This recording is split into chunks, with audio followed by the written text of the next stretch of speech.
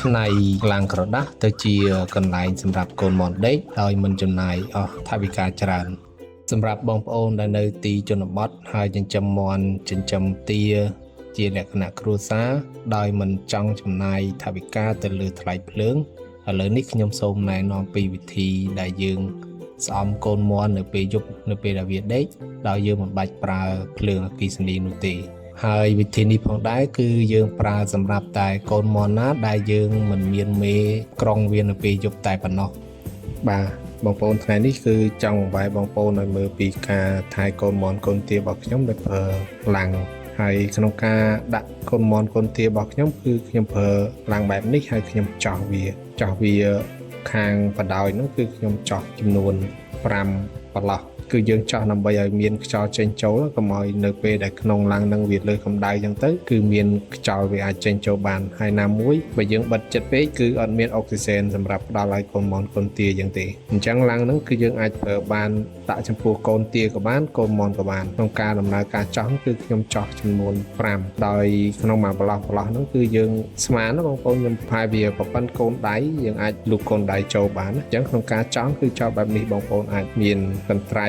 សម្រាប់ចោះក៏បានឬក៏កបិតមុខ2ក៏បានអញ្ចឹងខ្ញុំប្រើកបិតមុខ2សម្រាប់ចោះគឺខ្ញុំចោះឲ្យវាមានប្រឡោះបែបហ្នឹងហើយនៅពេលដែលចោះហ្នឹងគឺយើងមើលគម្លាតវាប្រហែលជា1សង់ទីម៉ែត្រអីចឹងណាបងប្អូននិយាយទៅ3ថ្នាំងដៃបងប្អូនហ្នឹងទៅវាស់យើងអាចចោះបានក្នុងមួយបដ ாய் ហ្នឹងគឺយើងប្រើចំនួន5ប្រឡោះហើយឡាំងដែលអាចប្រើបានហ្នឹងគឺដូចជាកេះមីក៏បានកេះអាហ្នឹងខ្ញុំយកកេះបារីខ្ញុំបានកេះបារីហ្នឹងមកហើយខ្ញុំចោះដាក់សម្រាប់ថែទាំកូនមាន់កូនទារបស់ខ្ញុំហើយតាំងពីដើមមកគឺខ្ញុំជួនកាលខ្ញុំដាក់ជាមួយក្រុងមួយមេអញ្ចឹងទៅប៉ុន្តែបើសិនជាវាញាស់ច្រើនហ្នឹងទៅខ្ញុំប្រើដាក់ជាឡាំងចេះវិញហើយឡាំងអញ្ចឹងយើងអាចដាក់បានទងជាង10កូនបងប្អូនបើកូនមាន់ទេអាចដល់20កូនដែរណាតែយើងអាចដាក់យូរបានទេណាយើងដាក់អាយុវាទងចន្លោះបានតែ2អាទិត្យអីអញ្ចឹងវារៀងធំហើយអញ្ចឹងយើងលែកទៅដាក់ធុងផ្សេងយើងដាក់កេះផ្សេងទៀតណាយើងដាក់ក្នុងមួយកេះប៉ុណ្ណឹងយើងអាចទងចន្លោះពី10មាន់អីនឹងសមល្មមតែបើកូនទុំទូចយើងអាចដាក់បាន20កូនអីដែរឬក៏លើស20កូនតាមទំហំជាក់ស្ដែងតាមបងប្អូនដាក់មើលទៅវាជាជាតិខ្លាំងពេកយើងកុំដាក់វាច្រើនហើយយើងដាក់ហ្នឹងគឺជាបងប្អូនណាគឺយើងដាក់នៅពេលយប់ពេលដែលឲ្យវាដេកណាមិនមែនយើងដាក់មួយថ្ងៃវងងាយនៅក្នុងហ្នឹងដាក់ចំណីក៏ក្នុងហ្នឹងដាក់ទឹកក៏ក្នុងហ្នឹងមិនមែនទេណាកុំច្រឡំបងប្អូនគឺយើងដាក់តែសម្រាប់នៅពេលដែលវាដេកតែប៉ុណ្ណោះសូមបញ្យល់ដល់ពេលវាដេកបន្តិចពេលថ្ងៃបើបងប្អូនប្រើអំពូលកម្ដៅឬក៏បងប្អូនប្រើខ្ជុងកម្ដៅហ្នឹងសម្រាប់តែពេលមេឃដែលវាមានពពកត្រជាក់មានអាប់ដូចខែហ្នឹងចាខែហ្នឹងបងប្អូនដឹងស្រាប់ហើយនៅតាមខេត្តនីមួយៗឬក៏ខេត្តមួយចំនួនភ្លៀងសស្រេចដូចរដូវភ្ជុំចឹងព្រោះឥឡូវហ្នឹងគឺយើងចូលភាសាអញ្ចឹងបើមានភ្លៀងធ្លាក់ពេលថ្ងៃពេលអញ្ចឹងបងប្អូនកម្ដៅវាដាក់អំពូលកម្ដៅឬក៏បងប្អូនអត់ប្រើអំពូលកម្ដៅទេបងប្អូនប្រើជាខ្ជុងបងប្អូនខ្ជុងដាក់នៅក្នុងក្អមអញ្ចឹងអាហ្នឹងពេលថ្ងៃដល់ពេលយប់ឡើងនៅពេលដែលវាដេកយើងអត់ចាំបាច់ដាក់ពូលកម្ដៅទៀតទេបងប្អូនចាប់វាដាក់នៅក្នុងហ្នឹងទៅយើងចំណេញអត់យើងអត់ប្រើខ្ជុងទេហើយដល់ពេលខ្ទង់ម៉ោង5ព្រឹកវិញបងប្អូនចាប់វាចេញហើយបងប្អូន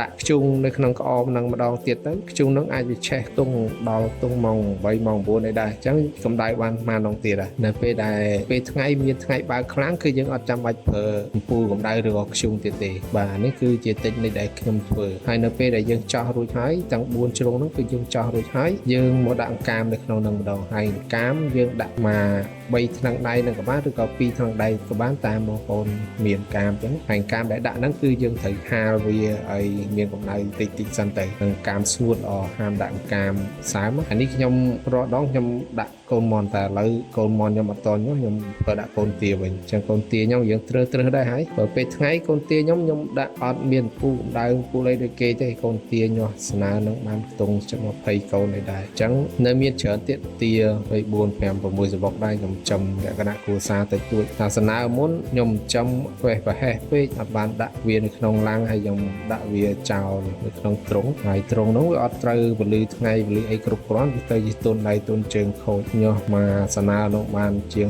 30 40កូនងាប់នៅសល់តែទុំ20កូនហើយជាងពាក់កណ្ដាលអញ្ចឹងស្នើហ្នឹងប្រហែសអត់ទៀតអត់បានទេអញ្ចឹងត្រូវដាក់កម្ដៅវាស្អំហើយអានេះគ្រាន់តែជាឧទាហរណ៍គំរូដែលខ្ញុំចាប់ដាក់ឲ្យមើលណាតាមពិតគឺយើងដាក់វានៅពេលដែលវាដេកពេលយប់នៅពេលដែលបងប្អូនលែងឲ្យវាស៊ីចំណីគឺចាប់ ប់ដាក់ក្នុងហ្នឹងចឹងទៅយើងធ្វើឲ្យហ្នឹងប៉ុណ្ណឹងវាល្មមតែធំតិចទៀតតុងមួយអាទិត្យតិចទៀតដាក់លេងកើតហើយចឹងយើងម្លែកជា2វិញចឹងពុនទៀតហ្នឹងយើងត្រូវដែរហើយសុខភាពវាមកតមល្អមកបាទនៅពេលដែលយើងដាក់ហើយយើងសកត់ចឹងមកបងប្អូនឃើញប្រឡោះនេះអញ្ចឹងប្រឡោះអស់ហ្នឹងគឺសម្រាប់ឲ្យមានខ្យល់អុកស៊ីសែនចូលទៅក្នុងហ្នឹងបងប្អូនដាក់ហប់ចឹងក៏អត់កើតដែរធ្វើឲ្យវាស្ទះខ្យល់អុកស៊ីសែនក្នុងហ្នឹងមកទាយើងក៏ខ្សោយតាមហ្នឹងដែរដោយតាមមនុស្សយើងដែលបើខ្សោះអុកស៊ីសែនគឺមានបញ្ហាចឹងហើយបងប្អូនត្រូវចោះកន្លែងហ្នឹងចឹងដែរដូចខ្ញុំបានបង្ហាញហ្នឹងបើបងប្អូនអត់យល់ទេបងប្អូនមើលវីដេអូសារចុះសារឡើងទៀតទៅបងប្អូននឹងអាចយល់ថារបៀបចោះបែបណាហើយបើបងប្អូនឆ្ងល់អីទេអាចសាកសួរក្នុង comment ខាងក្រោមបានពីរបៀបចោះបាទអរគុណវីដេអូថ្ងៃនេះគឺមានតែប៉ុណ្្នឹងហើយបងប្អូនបើមានចម្ងល់អីសួរបានហើយ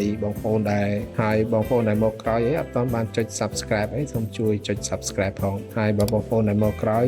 ឃើញនៅក្នុង page អីសូមជួយចុច follow ឲ្យខ្ញុំម្នាក់មួយផងចុច like ចុច share ផងបាទអរគុណយើងជួបគ្នានៅវីដេអូក្រោយទៀត